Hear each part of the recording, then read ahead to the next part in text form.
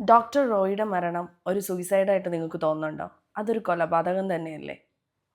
36-ാമത്തെ വയസ്സിൽ ഒരു വിമാനം സ്വന്തമാക്കിയ മനുഷ്യൻ, ഇന്ന് കോടിക്കണക്കിന് സ്വത്തിൻ്റെ ആസ്തിയുള്ള ഒരു മനുഷ്യൻ, ഏകദേശം ഇപ്പോഴത്തെ ഇൻഫ്ലുവൻസൊക്കെ പറയുന്ന കേട്ടിട്ട് ഒരു 9,000 കോടിയിലേറെ സ്വത്തുള്ള ഒരു മനുഷ്യൻ ഒറ്റ നിമിഷം കൊണ്ട് ഒരു റെയ്ഡ് വന്നെന്നും പറഞ്ഞിട്ട് സൂയിസൈഡ് ചെയ്യൂ?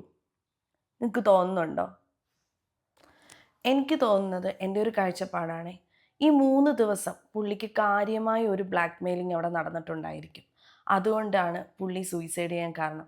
പുള്ളിയുടെ അഭിമാനത്തെ ചോദ്യം ചെയ്യുന്ന രീതിയിൽ അവിടെ എന്തോ ഒന്ന് സംഭവിച്ചിട്ടുണ്ട്. അല്ലെങ്കിൽ ഈ പറയുന്ന റെയ്ഡ് നടന്നു എന്നതിൻ്റെ പേരിൽ പുള്ളി സൂയിസൈഡ് ചെയ്യേണ്ട ആവശ്യമുണ്ടോ?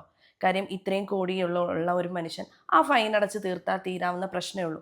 അപ്പം അതൊന്നുമല്ല, പുള്ളിയുടെ അഭിമാനത്തെ തൊട്ട് കളിച്ചിട്ടുണ്ട്. അതുകൊണ്ട് മാത്രമാണ് പുള്ളിയെ സൂയിസൈഡ് ചെയ്തത്. ഇനി അങ്ങോട്ട് വരും ദിവസങ്ങളിൽ ഇതിൽ എന്താണ് നടക്കാൻ പോകുന്നതെന്ന് കാണാം. കഴിഞ്ഞ ഈ 3 ദിവസം ഞാൻ ബാംഗ്ലൂരിലുണ്ടായിരുന്നപ്പോൾ ഇവിടെ നമ്മൾ കണ്ടുകൊണ്ട് നിൽക്കുന്നതാണ് പുള്ളിയുടെ ഹോർഡിങ്സ് പലയിടത്തായിട്ട് വരുന്നതും.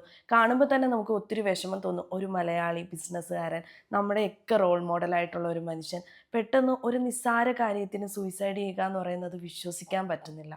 അപ്പം ഇതെന്തായാലും തെളിയിക്കപ്പെടട്ടെ.